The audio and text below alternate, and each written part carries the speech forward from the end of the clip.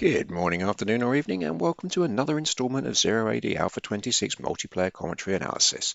So today we're going to see if I learned anything from last week's humbling against the Mauryans of Zero AD Pot. Now it's literally the most recent game that I've played, so it will give a good idea of whether it's redemption or a repeat of my failings against Mauryan aggression. So why don't we find out? And welcome to the game. So here I am in the north. You'll see that there's been a bit of a mistake immediately. Didn't pick up these three women to move them, so that's bad. But I'm going to try and catch up, and if I do that, that will be good. So that should cancel out the bad. In the south, we've got Gungnir, and he will be playing as the Mauryans, and has made an interesting kind of start. Gone straight for the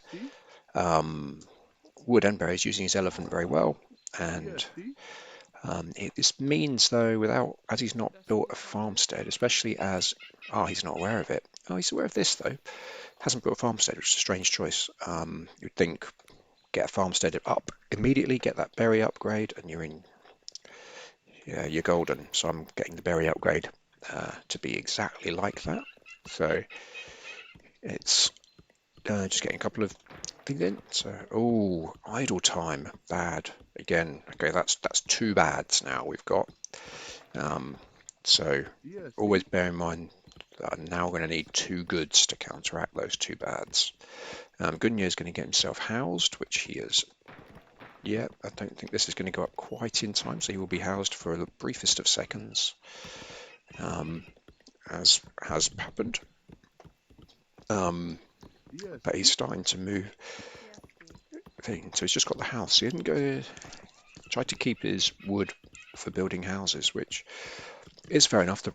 One of the advantages that the Ptolemies have is they're very cheap houses. They take a long time to build, or longer time comparatively. They don't take a huge amount of time, not like they used to, but they don't have that same cost, which makes it quite difficult, or I always find it quite difficult to manage the houses for the five population house people. And he's having the same problem again, exactly the same. So here he is trying to get this one up. So could be using the elephant to build houses really nearby. I mean, makes sense, but could be going along here somewhere.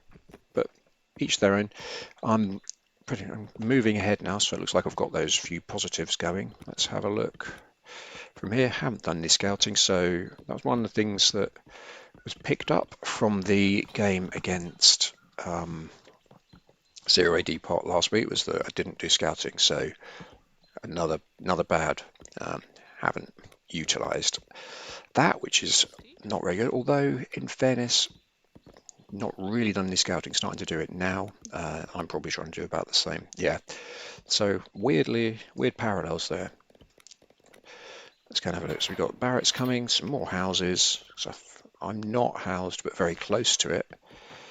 And he is housed. So with him continually getting housed, I do have an advantage, but I'm not really making the most of it. This is another thing that I'm prone to do, is not get this upgrade when I have plenty of wood. Although that's not an example of that now. These guys haven't really managed to extend out. Let's have a look at what I know. Yeah, I'm going to move towards these trees almost inevitably. Yep, there you go. There it comes. But over here is a great set of trees. Haven't taken advantage of that. It's got the other positive. Do I not know about that stone? No, I know about the stone now. But the other thing about these set of trees, you're kind of protected a little bit by this, which means that you can set yourself up to defend much more easily when you've got a big piece of stone. Or this one's got the same. So, whereas he's very open.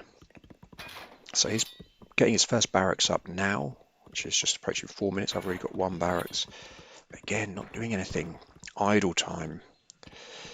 And can get this upgrade now, but don't choose to bring these guys across. So I'm going to have that same kind of problem you get where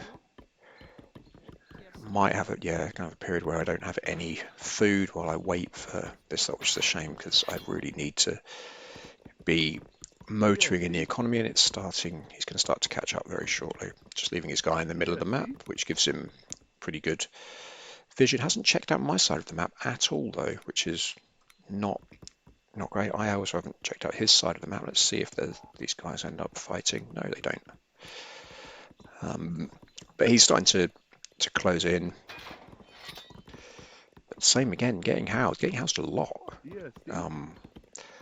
So that's definitely going to help me. This is where I think presumably he got the berry upgrade in the end. But this is exactly where scouting is so important. If I knew about those berries, that would be 18 women I could kill very easily. Knowing where your opponent's resources around their board are they're likely to go for. So, like this metal. I mean, this stone, I may well have thought, okay, he'll try and mine the stone there, so he's got people protecting those. But these berries, oh, that's just 18 unprotected women could be absolutely destroyed in a matter of seconds, but haven't taken advantage of that opportunity. And it would also absolutely decimate his food economy because he's only got one field he's just building now. Take those 18. I mean, it's a really important thing. If there's one thing that you take from this game, I hope it's that this game would have been over had I just killed these 18 women who are undefended. So wouldn't have even taken the 20 or so minutes that most games tend to take. It could have been done inside 10. Like, it may well have played on for a bit longer, but it would be irrecoverable. Irrecoverable? Irrecoverable? I don't know. I've forgotten how to pronounce that word. It would be non-recoverable. That should get me out of it. So yeah, very, very close. I've got a massive sort of advantage in things. I have got this upgrade now. 6 fields should start motoring. Could probably do with another. Been collecting stone for a little bit. Could do with start. Got the wood. Just build houses. Build. Oh my word! Look at this. He's even got. Oh, this is just making a mockery of things. They're going further out. I've had about 2 or 3 minutes to discover and kill those, but again, look, weird from both of us. Haven't made any effort to look at the other person's base, which is just really poor on both of our parts. I am now, based on that, I'm going to try and play some games on my day off from work that I have on Monday. I'm going to try and play some games against Alistair Findlay because I'll be around in the daytime and that will be his daytime as well. With him, no, it'll be his nighttime, which makes it'll work anyway. It doesn't really matter. He's in Australia. I'm in literally the opposite side of the world. But I'm starting to see a bit more of what's going on now. So, I've seen some berries. And just walked past. But you can see he's now going to start. He's got 4 barricades, 4 barracks to my 1, and that will make a big impact. He'll be able to do it. One of the things that happens is it's like all kind of investments. It's a virtuous circle or virtuous cycle, depending on how you want it to be seen. So you train more people, you get more resources, allows you to train more people, allows you to gather more resources, allows you to train more people, etc., etc. It just goes on and on and on. And that's the way to do it. So from his perspective, as long as you've got enough resources to be training from all those barracks, and he's got wrong one. One of them was not, but only one.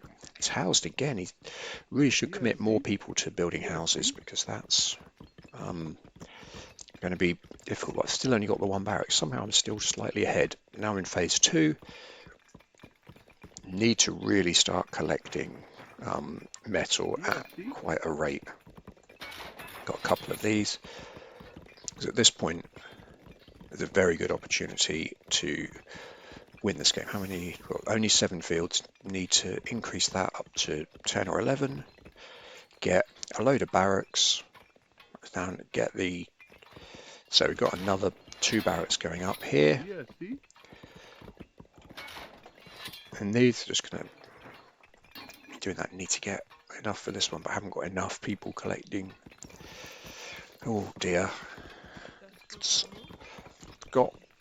don't have enough women. Still well ahead. One of the things as well, looking at it, well ahead on infantry. So even though he's got the archers, well, they're virtually all archers.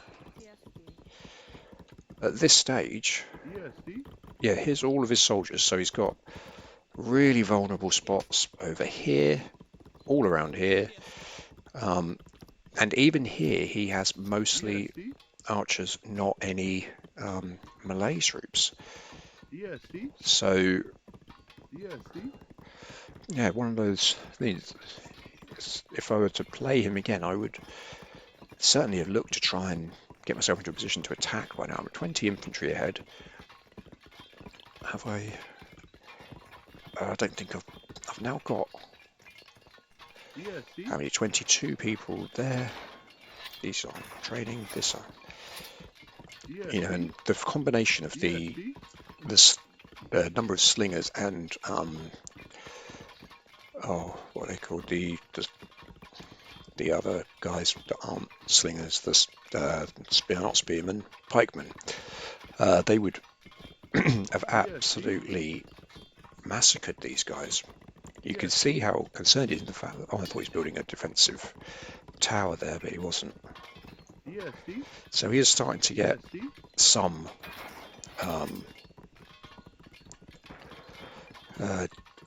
guys there. He's now moved ahead. I've got people coming out here because presumably want to create an expansion, thinking it's quite a good area, got plenty of wood. Why not expand there? So another thing, I don't think I've done it. No, he's the only one who's bartered, so he's got the best prices. So that was very silly. Well, I don't think I actually had enough of any resource at any point to do anything about that. Earlier on, what have we got here? We're getting the blacksmiths up. So I do have sufficient to go straight to phase 3, and then once that's gone, phase 3 it is. Now he's doing the same, isn't he? Yeah. So we're going to be getting to phase 3 at roughly the same time, and then it will be a case of who can get the upgrades. And it won't be. Ooh, will I be able to go? Go. Okay, took too long. Yeah. Unfortunately, the timing seemed to coincide with that. So, yeah, 20 population behind, having been way ahead all the way through, is not great. But we've got people coming. I could do with collecting some of this. So he's doing the stone and metal, so he's doing trading again. Oh, I could have traded for a lot of wood. It's a great price on wood at the moment. And I didn't, but these guys are picking up. So actually, let's look at the economic things. Well ahead on economic upgrades. He's gone ahead. I still haven't. Oh, I'm finally getting these going. Yeah. So I'm going to get the phase 1 things. Then I need to get going as soon as we hit phase 3. And I am slightly ahead in that. So he's going to have how long left? 30. I'm going to have about 30-second advantage.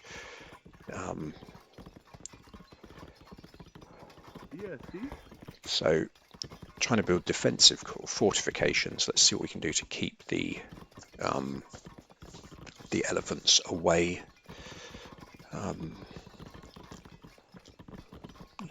Yeah, because although you get rams as well, don't you? But pretty much people tend to go with a combination of elephants and archers, because then you have to use your range troops on the elephants, whereas if they go with rams, you can set your Malay troops onto the rams, and at the same time use your range troops to attack his archers, who are then vulnerable. So it's generally that's the way it's approached. So I need to get don't have the thing to could do with actually. I mean, how much? Right, there's only virtually no stone left there, so I may as well. I've got this. I've set this up as an automatic thing, so they're going to come straight to here and start to do that. But it's worth trying to get everyone to the front line at this point anyway. So he's just gone to phase 3 now. He's slightly ahead. We're at very similar positions. I don't have. Oh, I do have it. Take it back. I've got that, which is good, so I can start to get more upgrades cheaply. What about the economy upgrades? Yeah, I'm flying through those, but don't quite have. Could do with getting more people on metal. I've got 3,000 metal there. That would be useful. Got a catapult. So he's got 64 swordsmen to add into the mix. That is very, very good. Well, the swordsmen are very, very good. So as you know, a melee army goes, just don't have enough stone to build a fortress, which I could really do with. A fortress would be just great. Let's have a look from both perspectives. I know a bit about him. What does he know at this point? Not very much. He just knows where my border is, but he is building a fortress, whereas I'm going for a second siege workshop, which is fine, but really need to get what prices are on. Yeah, the price of stone is good at the moment. Like, always, I mean, this is a really annoying place for a single tree. You could do chopping that down just because it gets right in the way. It's not a good space to build the fortress. Right. Okay, let's look at this from his perspective. He's just seen those and now he's coming forward on the back of that. Okay. The fight is on. We're very, very similar positions in terms of the what do you call the upgrades. He's now got the steel thing, Toledo steel equivalent, what's it, Woot steel for these guys, that makes your swordsman even better. So that's just really, really good. We're not going to get realistically anywhere near his thing. He's done well as well, putting this guy right in the middle with his 1,000 pop. He's healing everyone really, really well. It's very nicely done. I don't think there's really much of a way. That already lost nearly half the population and don't have really sufficient. We're trying to build another barracks now, but I think that may be too late. So he's just hacking away at the tower. He'll be able to take that over. So my swordsman will attempt to fight back, but there's only a few of them and they will die. And these guys are just going to their deaths rather than going in here, which we should. Has he still got the hero guy? Yeah, he has. That hero's doing a great job. He's managed to get people in the way of his elephant, though, which is less useful to him. The Pathfinder is pretty annoying for him. So I've now got 5 of these, but not any stone. Trying to get rid of this elephant down. But finally really going for it, but not going to be able to take that down. The archers will take out the slingers. And I think that, once this gone, that's the end of that, really.